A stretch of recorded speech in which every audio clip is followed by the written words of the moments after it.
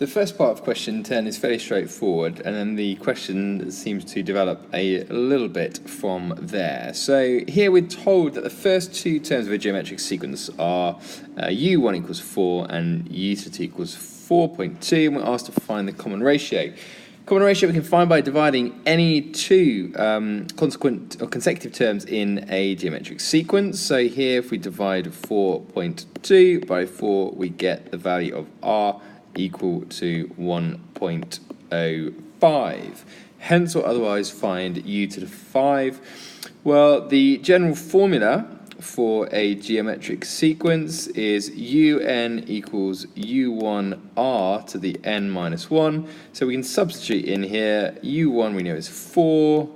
R we've said is 1.05 to the power n minus 1.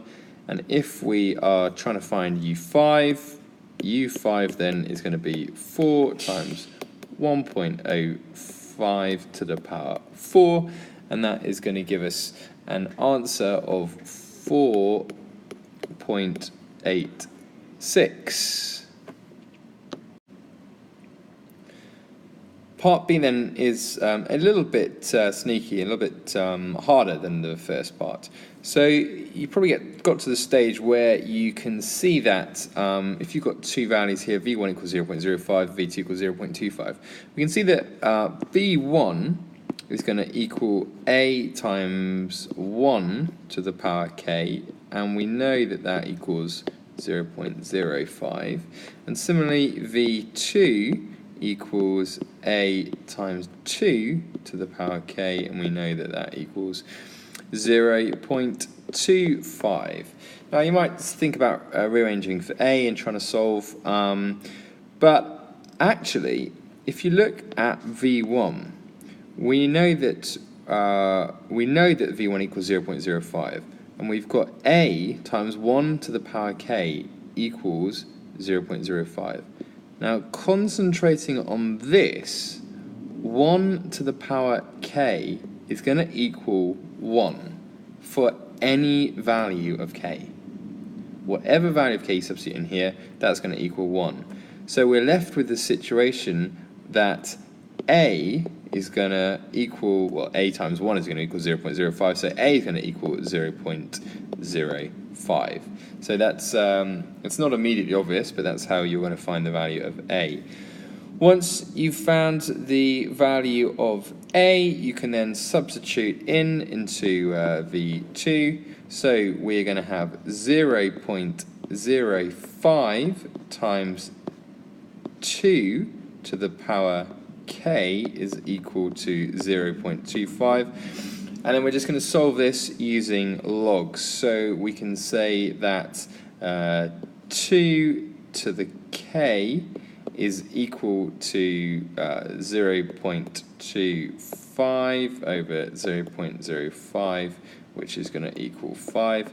So therefore, log to the base 2 of 5 is going to equal k, and that approximates to 2.32. For part C, then we're asked to find the smallest value of n for which Vn is greater than Un. Now, in essence, we've got two general formulas. So from the first sequence, we've got Un equals 4 times 1.05 to the power n minus 1. And in our second one, we've got Vn is equal to 0.05 times n to the power log to the base 2 of 5. So one way to go through this would actually be to generate a table of values and go through the sequences and work it out like that.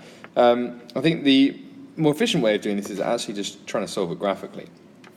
Now, just remember on the calculator, you're going to need to tweak these. So this first one is going to be 4 multiplied by 1.05 to the power x minus 1. And similarly here, the second one is going to be 0.05 x to the power log 2 of 5. So this would be f1x on the calculator and f2x. So if you graph them, it should look like this, such that you can see the intersection here where x is 7.58. However, in the original question, you are told that n is an element of z plus, or the positive integers. Therefore, it can't be 7.58.